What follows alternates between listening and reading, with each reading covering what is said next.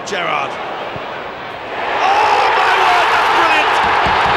That is absolutely wonderful! He's fast, he's strong, he could play right back and be the best player in the Premier League, he could play left wing and be the best player in the Premier League. Put him anywhere. What a goal!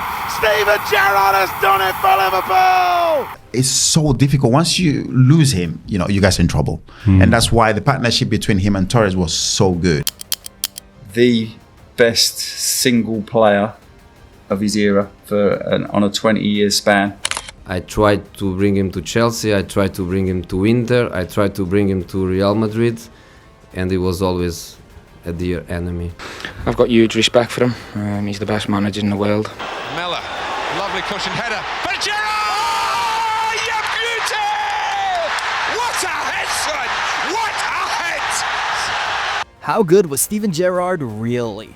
This is a question that has ignited endless debates in pubs and pundit panels alike. Was he the greatest English midfielder of his generation, or is he just overrated because he never won the Premier League title?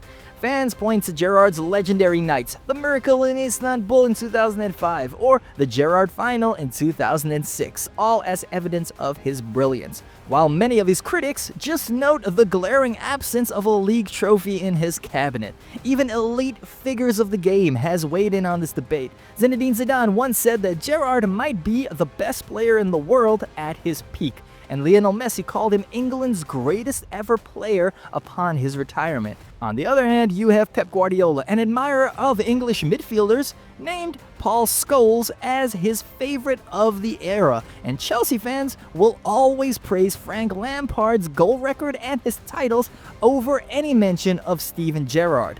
So guys, in today's video, we are going to cut through the fanfare and the criticism following Gerrard's journey from humble beginnings to an Anfield legend, and we will revisit the rise, his struggles, his moments of glory, the Lampard, Scholes, and Gerrard debates, and the ultimate answer of whether Steven Gerrard truly was as great as his fans proclaim.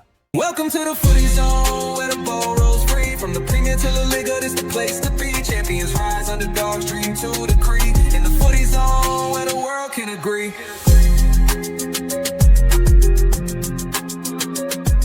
Steven Gerrard was born in 1980 in Winston, Merseyside, practically in the shadow of Liverpool's Anfield Stadium. A local Scouser, he joined Liverpool's youth academy at the age of 9, growing up dreaming of wearing the red shirt one day. And by November of 1998, at 18 years old, Gerrard made his first team debut for Liverpool, coming on as a late substitute in a Premier League match. Those early days were not all smooth sailing. Gerrard struggled with injuries due to a late growth spurt, suffering persistent back and groin problems that required multiple surgeries. And the funny part is, he even nearly missed out on actually joining Liverpool. As a teenager, Gerrard had an unsuccessful trial at another club, which was Manchester United, and he later admitted that that was a ploy just to convince Liverpool to give him a pro contract. In 1999 up until 2000, he fought through the growing pains and became a regular starter in Liverpool's midfield. Gerrard's emergence truly accelerated in the 2000-2001 season. Still at only 20 years old, he played 50 games that year, and he helped Liverpool secure a unique cup treble, winning the FA Cup, the League Cup, and the UEFA Cup, which is basically the Europa League, all in one season. Fittingly, the young Gerrard even scored a goal in the UEFA Cup final victory over Alaves. His dynamic performances earned him the PFA Young Player of the Year award in 2001, and by the next season, Gerrard was the vice-captain of the club.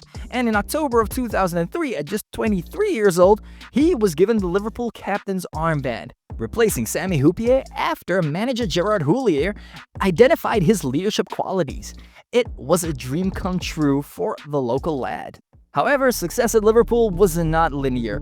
After the 2001 treble, the club went through some lean years. Gerrard, fiercely ambitious, grew frustrated with Liverpool's lack of progress around the years 2003 and 2004. In fact, he openly pondered leaving when Chelsea came calling with a big offer, saying, "For the first time in my career, I've thought about moving on." Amid Liverpool's trophy drought, the summer of 2004 saw immense immense speculation on a transfer, but in the end, Gerrard's loyalty actually won out. He turned down Chelsea's £20 million offer and he decided to stay at Liverpool. Little did he know that his defining moments in a red shirt were just around the corner. Liverpool entered the 2004-05 season with a new manager. His name was Rafael Benitez, and Gerrard as the team's heartbeat.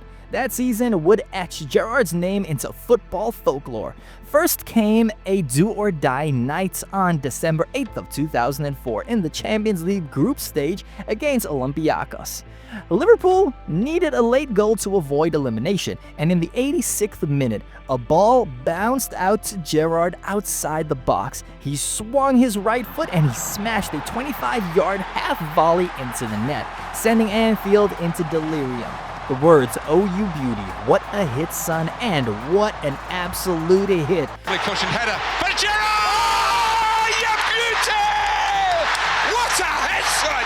What a head! Was coming from commentator Andy Gray, his famous call capturing the sheer magic of the moment. Gerrard later admitted that it was probably the most important goal that he ever scored for Liverpool. That goal kept Liverpool's European campaign alive, a campaign that would climax in the miracle of Istanbul.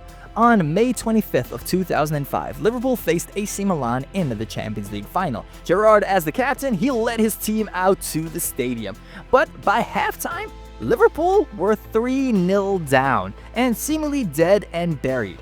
What followed is the stuff of legend. Gerrard sparked an improbable comeback, scoring a towering header in the 54th minute to make the game 3-1.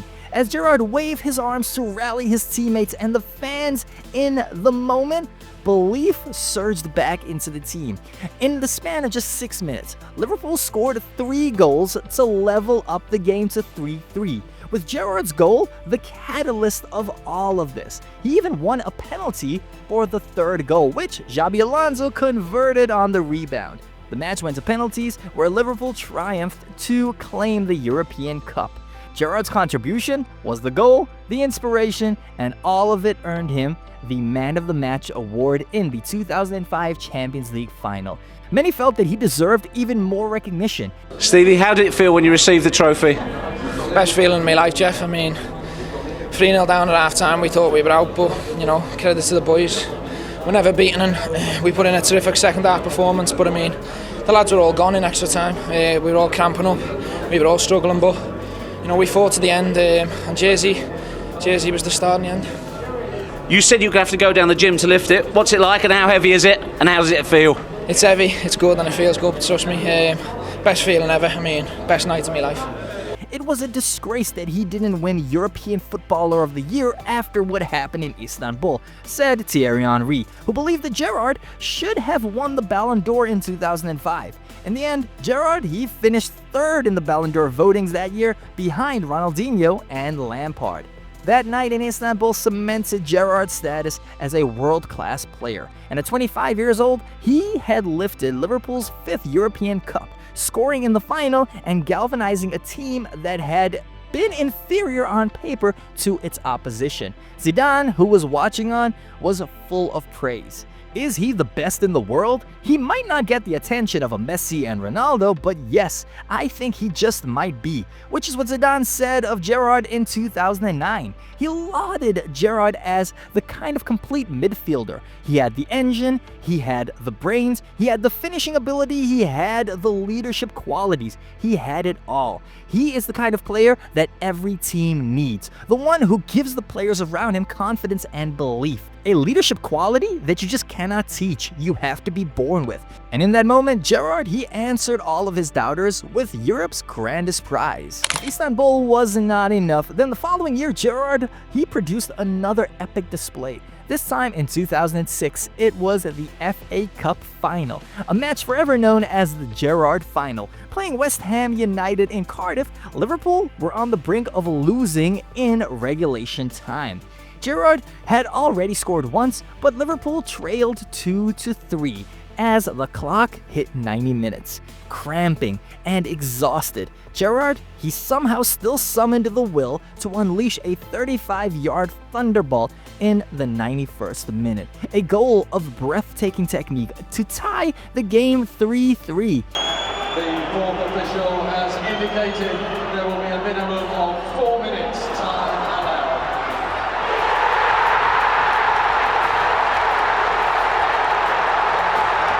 It was the equalizer for the ages, coming at the last gasp when all seemed lost. Liverpool went on to win in the penalty shootout, with Gerrard having virtually dragged his team to the trophy. Having been the man of the match in the Champions League final the year before, Gerrard was now the FA Cup final hero as well. Was that the spirit of Istanbul that got you through? I think so, yeah. It was just as difficult as Istanbul.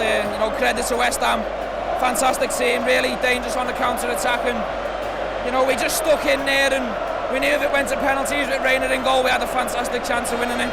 How much did the Champions League final help you today mentally?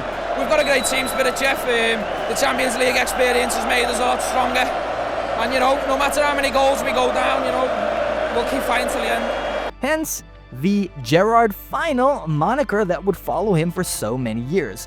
By this point, Gerrard was at the peak of his powers. Across the mid-2000s, he was consistently among the top players in England and in Europe as a whole. In 2006, he scored 23 goals in all competitions, the first Liverpool midfielder to hit a 20-plus goal tally in a season. And he was voted PFA Player of the Year by his peers. A couple of years later, in 2009, he won the Football Writers Association Footballer of the Year, after inspiring Liverpool to a second-place finish with a personal best 16 Premier League goals in that season. Between 2004 and 2009, Gerrard was routinely included in the Premier League Team of the Year, a record 8 selections overall, more than any other player in the Premier League's history at the time. He had evolved from energetic box-to-box youngster into a complete midfielder and an on-field leader. Gerrard could score from 30 yards out, he could deliver defense-splitting passes, he could tackle hard, and he could cover every blade of grass, all with the burden of Liverpool's hopes on his shoulders. As one retrospective put it, he made 710 appearances and he scored 186 goals for Liverpool. But it was the intangibles that made him so special. The ability to grab a team by the scruff of the neck and single-handedly drag them to glory, as evidenced on those famous cup final nights. Notably, Gerrard achieved a feat that underscores his big game impact. He scored in the finals of every major club competition that he competed in. He found the net in the 2001 UEFA Cup final, the 2003 League Cup final, the 2005 Champions League final, and the 2006 FA Cup final.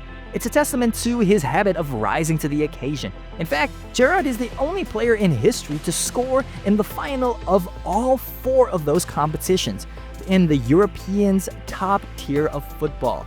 Whether it was a golden goal in Dortmund in 2001, a blast from nowhere in Cardiff in 2003, a header in Istanbul in 2005, or a volley in Cardiff in 2006, well, Gerrard, he just delivered when the silverware was on the line. And by his late 20s, Gerrard had virtually won almost every single cup except for one, and that was the Premier League trophy. He had captained Liverpool to 9 major trophies, including the Champions League, 2 FA Cups, 3 League Cups, and a UEFA Cup. And he earned personal accolades and international recognition. He made the UEFA Team of the Year 3 times and even won UEFA's Club Player of the Year in 2005. I haven't been as high as I would like, but I've got myself through it. I've pushed on. There's always a big game around the corner where you get yourself back up for it, and I'm quite happy with my form this season. I feel as if I've been as consistent as I've ever been. That was something his fellow pros recognised, as Gerrard was named Players' Player of the Year in April. His contemporaries regarded him with reverence. Former teammate Fernando Torres remarked that he is without a doubt the greatest player that I have ever played with. He has everything. Luis Suarez, he called Gerrard irreplaceable, not just as a player, but as a captain, and what he represents for Liverpool. And in a bit of rare praise from a rival, Sir Alex Ferguson, the legendary Manchester United manager, he once admitted that he has become the most influential player in England bar none. Anyone would love to have Gerrard in their team. This was high praise considering that Ferguson often sparred with Liverpool. Gerrard, for his part, stayed loyal to his boyhood club through all the years, the ups and the downs. He turned down repeated attempts by Jose Mourinho to sign him. And he even stated, "I tried to bring him to Chelsea, to Inter, and even to Real Madrid." Mourinho revealed later on in an interview. I tried to bring him to Chelsea, I tried to bring him to Inter, I tried to bring him to Real Madrid. The Anfield icon was determined to bring the Premier League title home, but fate had other ideas. In a career so incredible, the greatest downfall of Gerrard's career is the Premier League title that never was.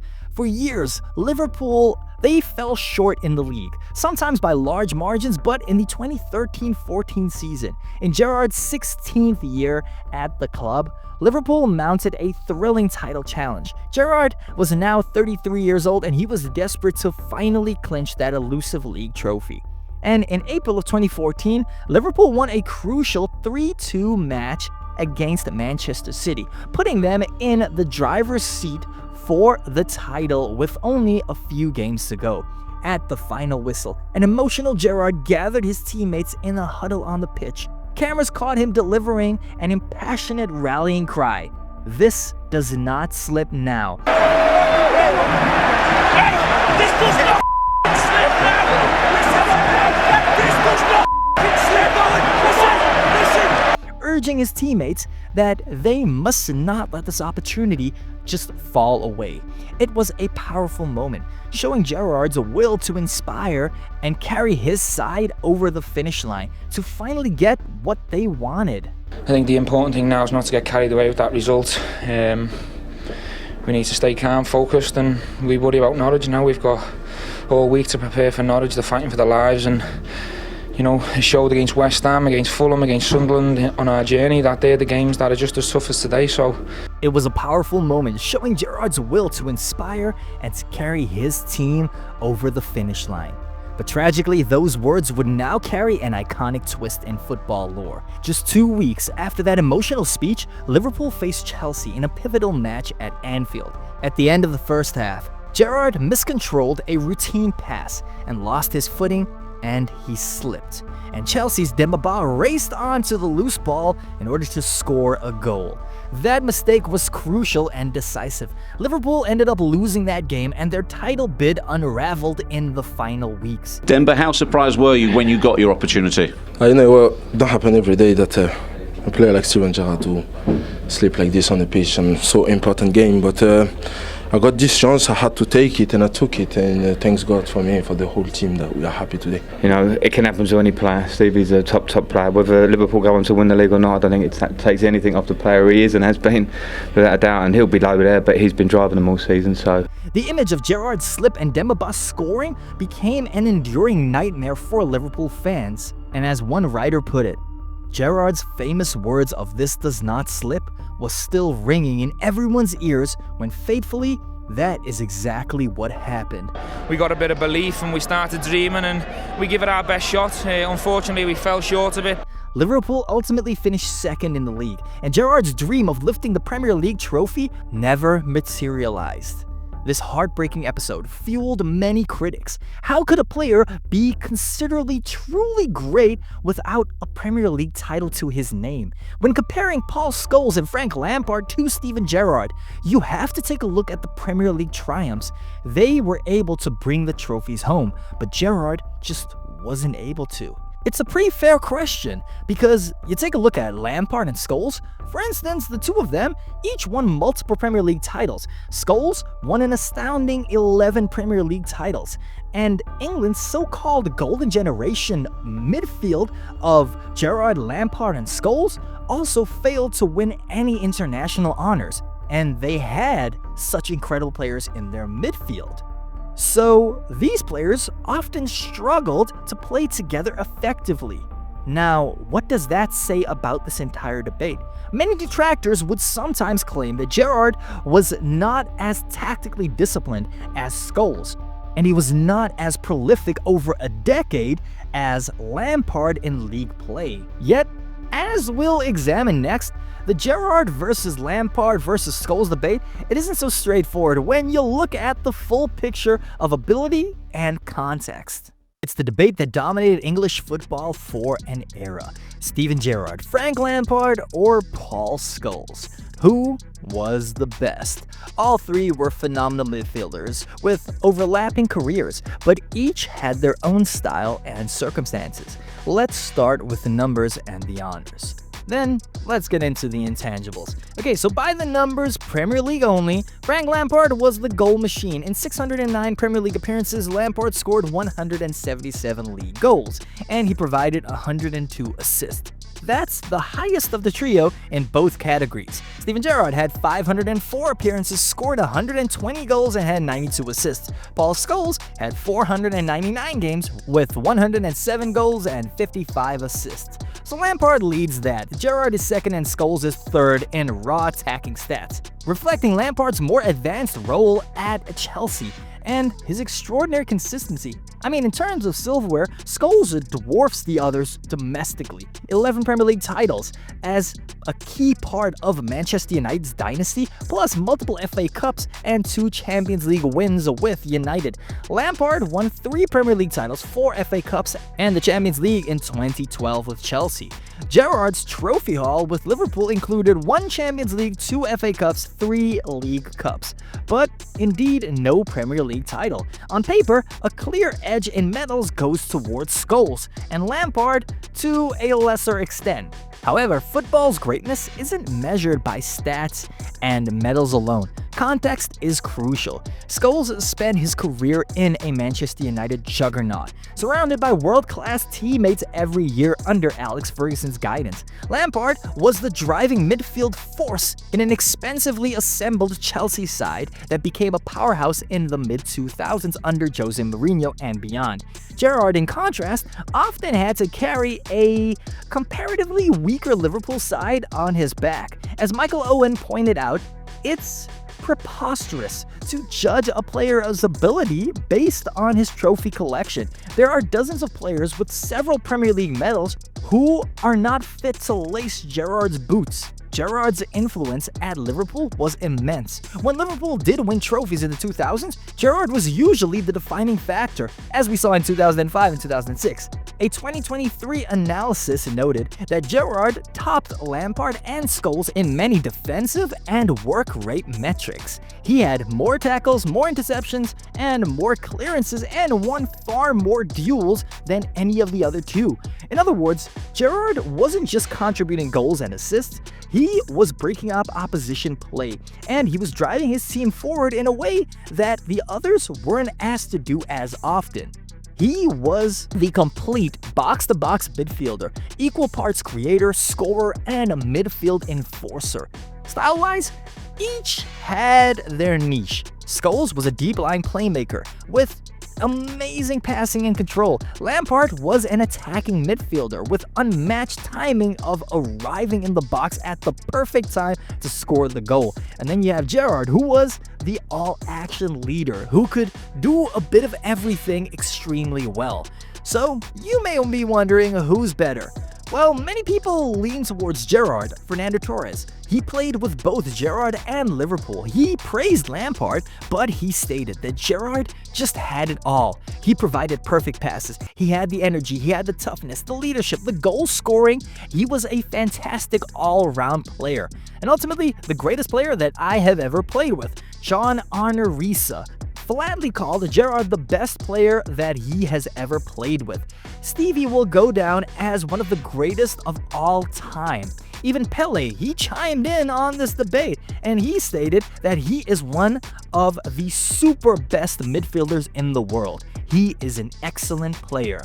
That's not to diminish Lampard or Scholes. Lampard's consistency and his goal tally from midfield, it's on a legendary level. He is Chelsea's all-time top scorer. Scholes, while not as decorative individually, is often cited by so many other players as being a genius on the pitch. You have Xavi, you have Iniesta, who both said that Scholes was a role model for them. Indeed, even Pep Guardiola, who faced Scholes so many times, he said in 2023, all respect to Frank and Steven Gerrard, but Paul Scholes is my favorite one, praising Scholes' all-round game and his impact on United's success. The debate comes down to personal preference and team bias. A cheeky summary some fans offer is that Lampard is there for the goals, Scholes is there for the brains, and Gerrard is there for the heart. Gerrard's case is bolstered by the intangible qualities that he could show. He had the leadership, he had the clutch performances, and he had the loyalty to his club.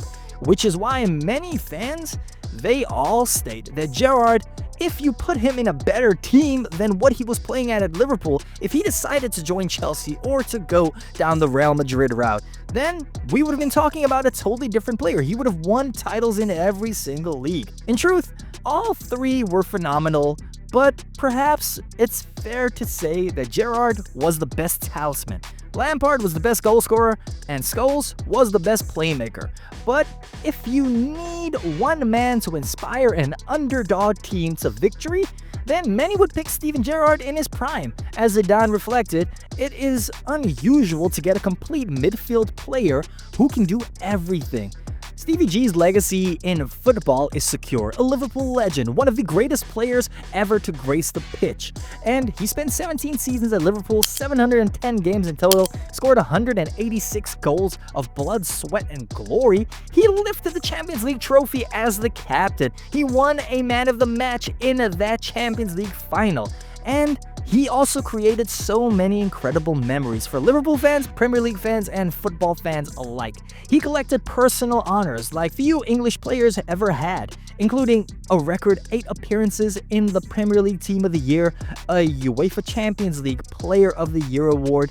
He was the talisman of Liverpool for over a decade, admired worldwide for his skill, his never-say-die spirit, and yes, he did lack the Premier League title, but as we've seen, that was as much due to team circumstances as anything. Gerrard's greatness is affirmed by those who played with and played against him.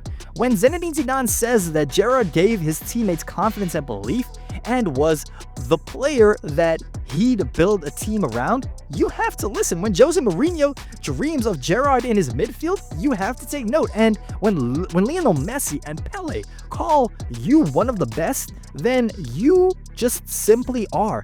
Gerrard ultimately retired from playing in 2016 after a short stint in the MLS with LA Galaxy. Fittingly, he left Liverpool as their long-standing captain and icon. He immediately transitioned into coaching, starting at Liverpool's youth academy and then taking up a manager's role at Rangers in Scotland. In 2021, he led Rangers to a historic league title. He went unbeaten in an entire season, showing that his winning mentality translated into management. But all talk about him as a manager, well, we're saving that for another story on another day.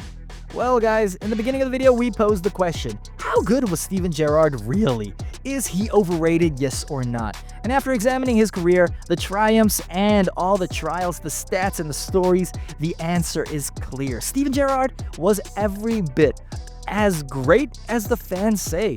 He was a player who combined all of that incredible talent with raw determination, a leader who could create absolute magic when it mattered the most, a one-club hero. He was loyal through thick and thin, and his name is still shouted every single time you visit Anfield. As one of his former teammates, Jamie Carragher, perfectly put it, he stated that he's the best player we've ever had. It's a fact. And now, having seen the evidence, few would disagree that Steven Gerrard ranks among the true greats of the game. A legend that was forged in red. But guys, I want to know your thoughts. What do you think of Steven Gerrard as a player? Do you think that it was all hype? Or do you think he truly was one of the greatest of all time? Let me know in the comments below, guys. Don't forget to give this video a like and subscribe to the channel for more footballing content like this. And guys, I will catch you on the next one.